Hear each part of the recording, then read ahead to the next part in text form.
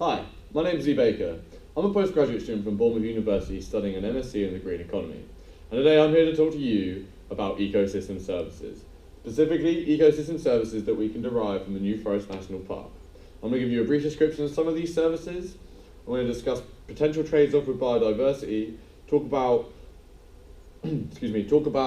my own subjective evaluation of these types of services, and lastly I'm going to give some suggestions for future management and how we could better incorporate the New Forest into a green economy.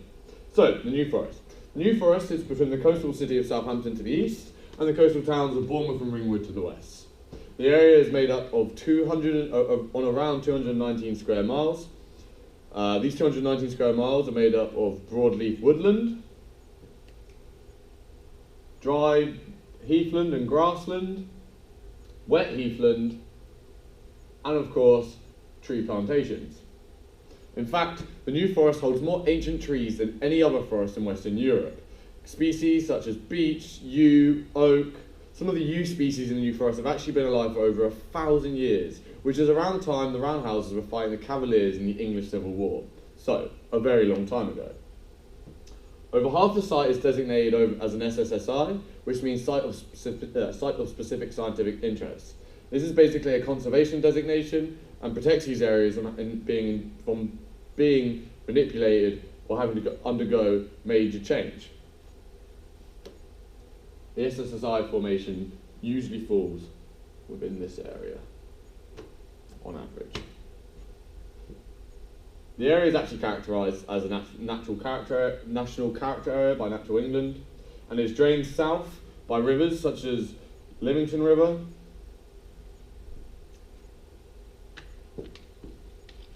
and the Beaulieu River, and to a lesser extent to the west by waters such as Donkin's Water. However, as you can see in Google Earth, Donkin's Water is so narrow, my boat actually looks a little bit silly. Okay, cool, so the variety of habitats I've described to you today provide for a variety of organisms, including rare and common species, such as the rare plant species of wild gladiolus, common and rare insects such as the southern damselfly,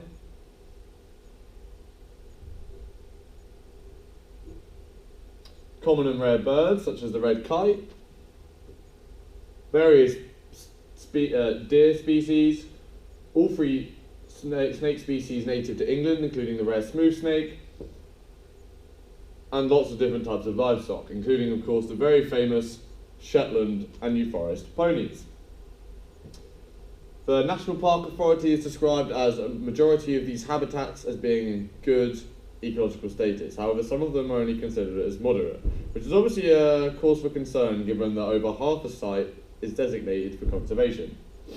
So, the types of services that can be derived from the New Forest National Park can be characterised per type. The first type I'm going to talk to you about are supporting services. Supporting services include the variety of habitats I've described to you today and the genetic diversity, i.e. biodiversity, that is seen on site. Supporting services essentially underpin all other services. And given that over half the site has been designated for protection, it's really imperative that we consider this as a very important part of the New Forest. Habitats such as Lyndhurst Forest,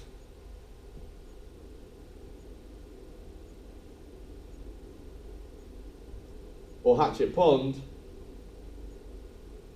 constitute some of the environments that help make up all other ecological services that are derived from the area. Now, there's obviously a large amount of wood within the New Forest, hence it being a forest, so there are companies that use this wood or timber for material purposes, such as Southern Timber Frame to the east. The use of a material output from an environment can be considered a provisioning service, as you are taking a material output from the environment and using it. Other provisioning services that happen within the New Forest include agricultural activities. Agricultural activities such as keeping cattle and beef are obviously provisioning services as well. A quarter of the land in the New Forest is used for agricultural activities.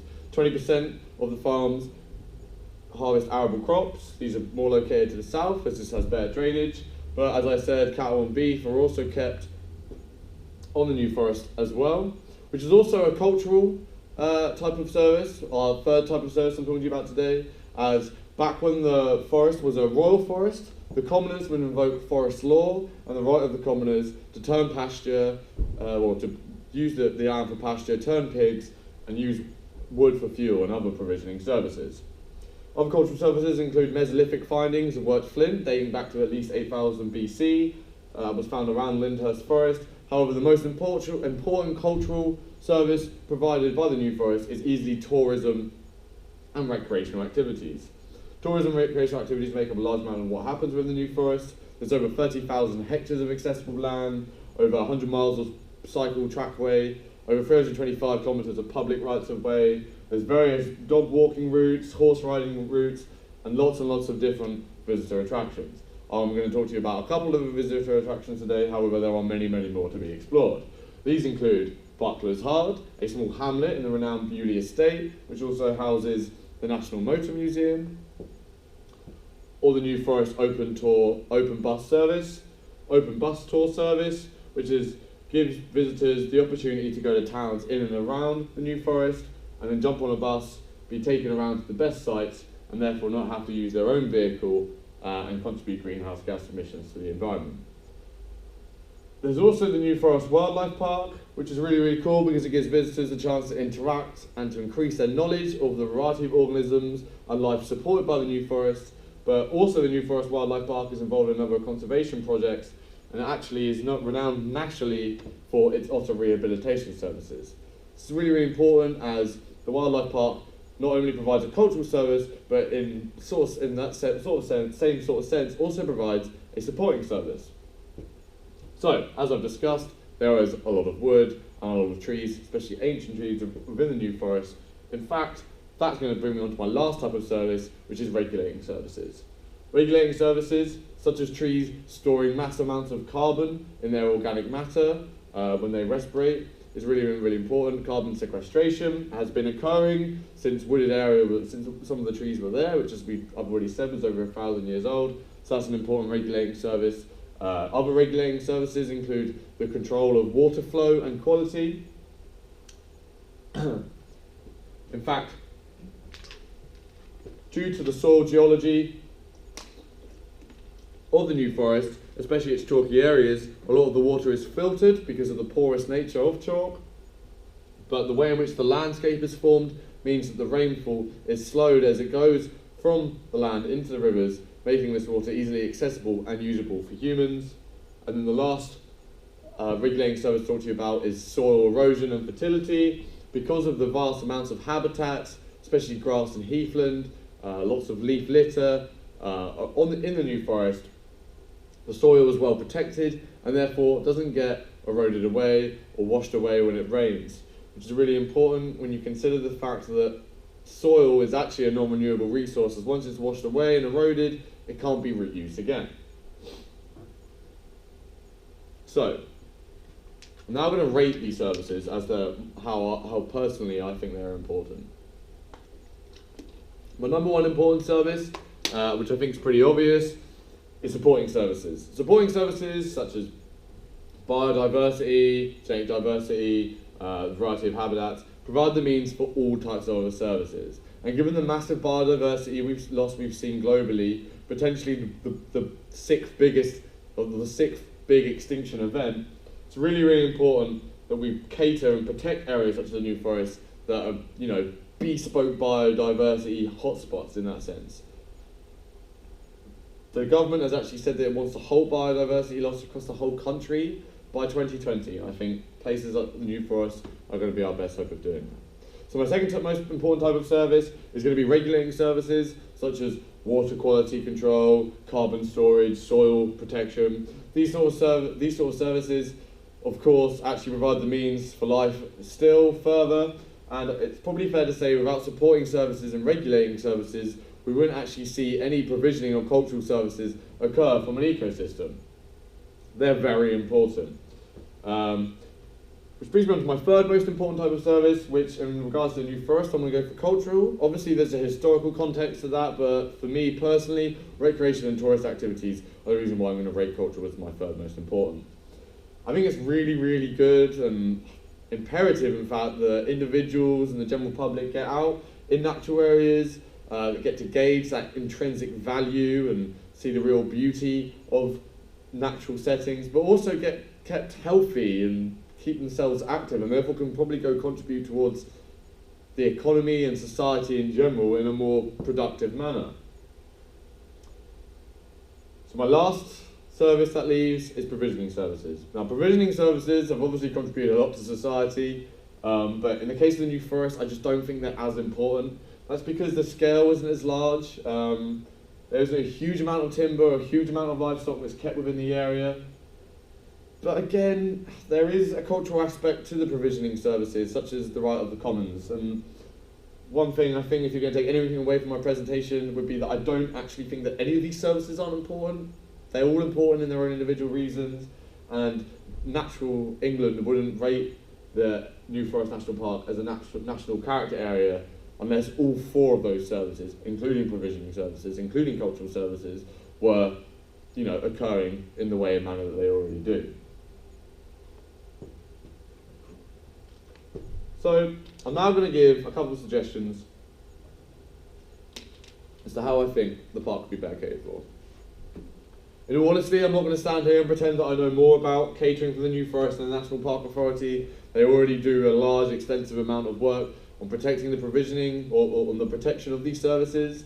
However, one thing I would say is that given the incredibly growing pressures such as an increasing population and climate change on the world globally, on environments locally, the creation of green corridors, enhancing the green infrastructure, improving the resilience of the New Forest. I think that's going to be really, really important. I don't think we probably know how important that's going to be because we don't know exactly what's going to happen. But if I was to have one suggestion, it would be to keep on enhancing the connections between those habitats, which is something the National Authority have already said that they want to do. In regards to how you'd incorporate the New Forest National Park further into a green economy, I think the concept of service trading could be really cool. Service trading is the means by which any reduction in one service as a result of an activity must be offset by the increase in another, which is a pretty cool idea, especially you can develop it further, maybe start weighting some services, such as supporting services, as being more important. If you were to start adding a financial value to these services, you could then sort of maybe incorporate the market a little bit, which could work, especially if we want to start getting some people who might not be as interested in nature to start taking more of an interest in it. Another market-based approach that could be used is payment for ecosystem services. Payment for ecosystem services is the concept by which any user of an ecosystem service then has to pay a dividend for that service. So for instance, if you were a water company and you use some of the water from the New Forest, you would probably end up paying the National Park Authority a surplus for the use of that service. The only concern I have with market-based approaches is that they might take away that intrinsic, sentimental value that we, attribute towards nature. And whilst I can see anything that helps push a greener economy or strive towards it, and don't get me wrong, I'm sure those sort of market-based approaches will be important, I don't actually think they're going to be the most important overall. In the end of the day, sustainable development is going to take more than financial incentives. And that's it, that's my presentation. So thank you ever so much for listening to me. I hope you've enjoyed it. I hope you've found it reasonably interesting. I hope you've learned a little bit about the New Forest, the sort of services that are derived from the area, my own personal subjective opinion on the relative value of these, and of course, future suggestions on how we can maybe better incorporate the area into a green economy. So thank you very much for listening to me again, and take care.